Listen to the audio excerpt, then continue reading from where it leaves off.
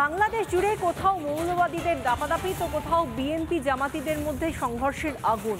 আর এসব কিছুর মধ্যে আম আদমির একেবারে নাভিশ্বাস পরিস্থিতি।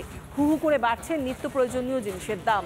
তারই মধ্যে যেটা দেখা যাচ্ছে যে বিএনপি বা জামাতিদের যে আস্ফালন, তার মধ্যেই একটু একটু করে যেন ঘুরে দাঁড়ানোর চেষ্টা করছে আওয়ামী লীগ।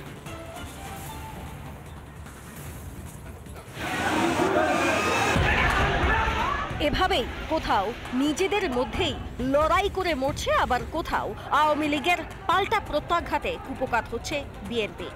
সব মিলিয়ে ইউনূস জমানায় নৈরাজ্য ছাড়া আর কিছুই নেই বাংলাদেশে। থমকে গিয়েছে উন্নয়নের কাজ, শাক সবজির বাজার দর আকাশ ছোঁয়া। অন্যদিকে দাম না পেয়ে সর্বশান্ত হচ্ছেন চাষিরা। আর এই পরিস্থিতিতেই ওপার বাংলা জুড়ে চরমে পৌঁছেছে ক্ষমতার লড়াই। একদিকে ইউনূস, একদিকে জামাত বিএনপি, অন্যদিকে ছাত্র আন্দোলনকারীরা। ক্ষমতা দখলের জন্য শিয়াল কুকুরের মতো কামড়া কামড়ি করে চলেছে বাংলাদেশে। এই আবহেই বিএনপির গোষ্ঠী কুন্দলে অগ্নিগর্ভ পরিস্থিতি বাংলাদেশের বাগেরহাটে। নিজেরই সমর্থকদের ৮ বাড়িতে আগুন লাগিয়ে দিল বিএনপির গুন্ডা বাহিনী। অন্যদিকে হাসিনা দেশ ছাড়ার পর একটু একটু করে ঘুরে দাঁড়াচ্ছে আওয়ামী লীগও। গোপালগঞ্জের মুকসুদপুর উপজেলায় মিলল তারই প্রমাণ। পরে পরে মার না খেয়ে পাল্টা মারাও শুরু করেছে হাসিনার সমর্থকরা। শিল্পী, লেখক, বুদ্ধিজীবী এবং সেই মায়েরা বোনেরা যাদেরকে ঘরবন্দি করতে চাইছে, বোরখাবন্দি করতে চাইছে ডক্টর মোহাম্মদ ইউনূসের আর জামাতের নেতৃত্বে যে উগ্র মৌলবাদী মুসলমান শক্তি, তাদের বিরুদ্ধে মানুষ নামবে, তারা বিদ্রোহ করবে। এই অপদার্থ ফেলিয়ার জামাতের নির্দেশে চলা উগ্রবাদী ইউনূস সরকারের বিরুদ্ধে। এদিকে এত নৈরাজ্যের মধ্যেও ভারতের বিরোধিতাতেই মজে ইউনূস। এবার ভারতীয় আবহাওয়া দফতরের ১৫০ বছর পূর্তির অনুষ্ঠানেও আসছে না বাংলাদেশের কোনো প্রতিনিধি। আসলে সত্যিটা দেখেও দেখতে চাইছেন না ইউনূস। মূল্যবৃদ্ধি, অর্থনৈতিক অবনতি, এই সবের মধ্যেই তার শাসনের সময় শেষ হয়ে এসেছে। ভারতের বিরুদ্ধে যতই যুদ্ধ জিগির তোলার চেষ্টা করুক না কেন মোহাম্মদ ইউনূস, গদি তাঁকে ছাড়তেই হবে। রিপাবলিক বাংলা।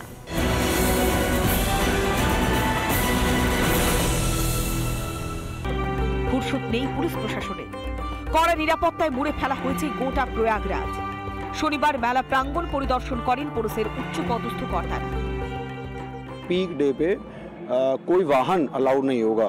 मुख्य स्नान पर्व के एक दिन पहले, एक दिन बाद पूरा नो व्हीकल जोन हम लोग उसे डिक्लेयर किए हैं। तो उसमें बहुत संख्या में फोर्स है, स्पेशलाइज्ड यूनिट्स हैं जो कि स्टेट पुलिस की, सेंट्रल फोर्सेस की, स्ट्राइक टीम्स, हर तरीके के एंटी टेरर यूनिट्स, वो सब हम लोगों के पास तैनात हैं। বিশ্বের সবচেয়ে বড় মানব সমাবেশ হতে চলেছে মহাকুম্ভে। সনাতন সংস্কৃতির এই উৎসব নিয়ে চর্চা চলছে গোটা বিশ্ব জুড়ে। মহাকুম্ভের বিরল মুহূর্তের সাক্ষী থাকার জন্য সকলকে আহ্বান জানিয়েছেন প্রধানমন্ত্রী নরেন্দ্র মোদী। আগামী 1 মাসেরও বেশি সময় ধরে কোটি কোটি সনাতনীরা যে মেলার আসরে ভিড় করবে, তার বলার অপেক্ষা রাখে না। রিপাবলিক বাংলা। গোটা বিশ্বে ধর্মীয় সমাবেশগুলোর মধ্যে অন্যতম বড় এই মহাকুম্ভের সমাবেশ।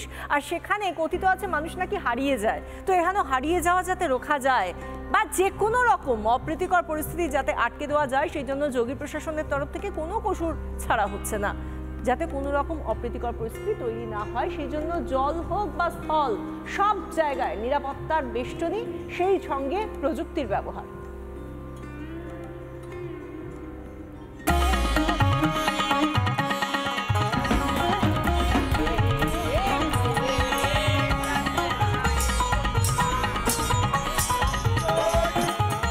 যোগী রাজ্যে দোরগোড়ায় মহাকুম্ভ।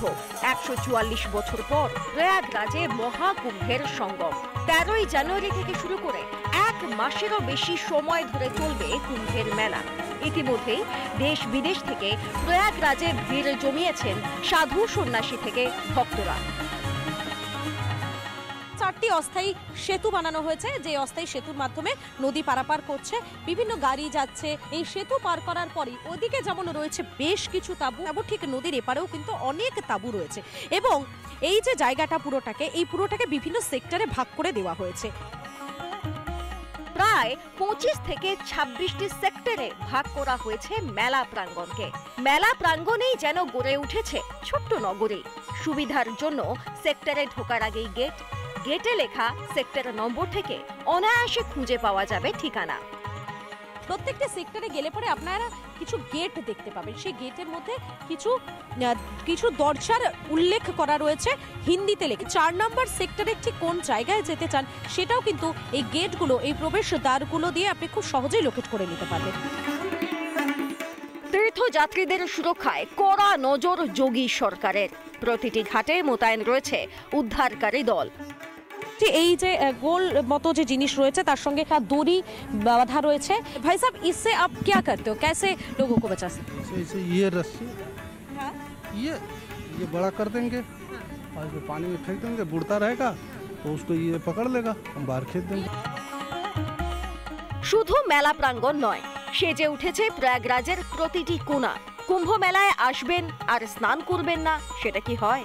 স্নান করতে গিয়ে যাতে কারো কোনো বিপদ বা প্রাণহানি না হয় সেই জন্য রয়েছে বিশেষ ব্যবস্থা। জলের যে সীমা সেখানটা একটা বাউন্ডারি করে দেওয়া হয়েছে, এই জায়গাটাকে পুরো জালের মতো ঘিরে দেওয়া হয়েছে। এটা এত ভারী হয়ে যায়, সে কারণে নিচে লোহার শেকলের মতো একটা বস্তু রয়েছে। সেই জায়গা, যেই জায়গায় পুণ্য স্নানের জন্য কোটি কোটি মানুষ ভিড় জমাতে শুরু করে দিয়েছেন প্রয়াগরাজ। আমি মধুকল্পিতা এবং আমার সঙ্গে রয়েছেন আমার ভিডিও জার্নালিস্ট অমিত শেঠ। নানা ধরনের কন্টেন্ট দেখার জন্য লাইক করুন, শেয়ার করুন আমাদের ফেসবুক পেজ, সাবস্ক্রাইব করুন আমাদের ইউটিউব চ্যানেল। পাশাপাশি অন্যান্য ব্রেকিং নিউজের জন্য অবশ্যই চোখ রাখুন রিপাবলিক বাংলায়।